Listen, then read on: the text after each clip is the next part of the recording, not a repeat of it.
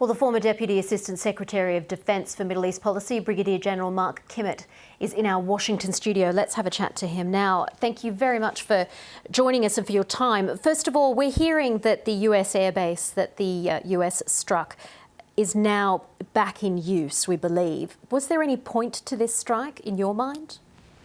Well, I think there was. It had to be made clear to Bashar al-Assad that the use of chemical weapons was going to result in a response from not just the United States, but from the world. It's reprehensible that he would do this to children, civilians, non-combatants, and this should not go unpunished. What I'm hearing now, a lot of the questions being asked is what next? What should happen now? If you were with the Trump administration, you were in the White House, what would you be advising him to do?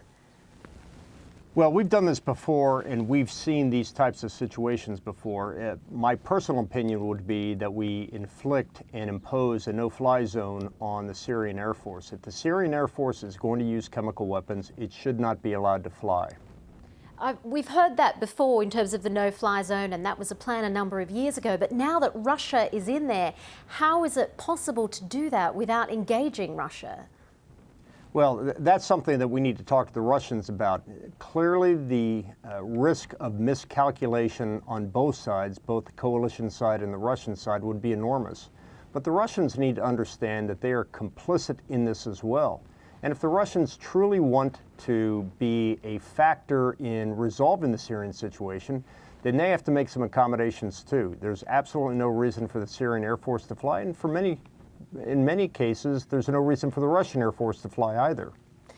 But everything we've heard from the Russians is that they're not willing to accept what you describe. So if the US goes in, they're engaging Russia, they're going in for all-out war. Surely that's the issue. No, I don't think so. I think the Russians would like to make it that, but it's clear that there are procedures that one can put into place, that militaries can put into place, where you are attacking one aircraft and you're not attacking the other aircraft. The identification friends and foe systems that we have, we can make it very clear to Russia that the coalition will not permit the Syrian Air Force to fly. If the Russians want to get involved in that, they do that at their own peril.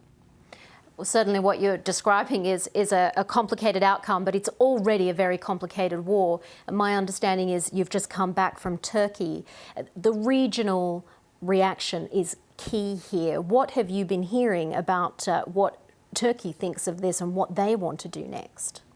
Well, I actually came through Turkey from Baghdad, and I can tell you the Arab leaders that I've talked to are very, very appreciative of the fact that, unlike the previous president, that when the American president says he's going to do something and he will not permit something, he follows through with it.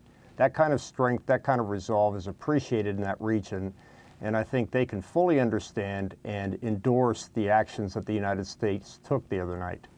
Just finally, some of the politics as well around this and around Donald Trump's consistency on what he's said about Syria is what a lot of people are concerned about. People have said, if the US is going to go to war in Syria, can they trust Donald Trump to be at the helm? Well, first of all, there's no indication that we are going to go to war inside of Syria. But at this point, the president's reactions have been quite measured. He seems to have listened carefully to his defense advisors. You've got very strong defense advisors that are talking to him, such as Secretary Mattis, H.R. McMaster. And so I think at this point, he has shown a measured approach to a situation that demanded a reaction. And at this point, I have to applaud him for the actions that he's taken. Former Deputy Assistant Secretary of Defence for Middle East Policy, Brigadier General Mark Kimmit, thank you so much for your time and your fantastic analysis. Thank you. Yeah, thank you, Regit. Well, as we heard earlier, Russia was quick to respond to the US strikes, saying they violated international law. Moscow said President Trump's actions encouraged terrorists in the region, including the Islamic State group in Syria. Well, our Moscow correspondent Steve Rosenberg has this assessment of Russia's response.